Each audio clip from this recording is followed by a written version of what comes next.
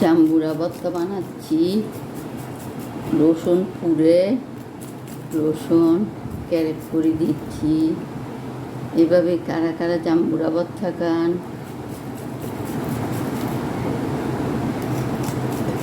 এই সিজনে বেশি বেশি জাম্বুরা খাবেন। জন্ডিস অনেক কিছুর জন্য উপকারিতা আছে।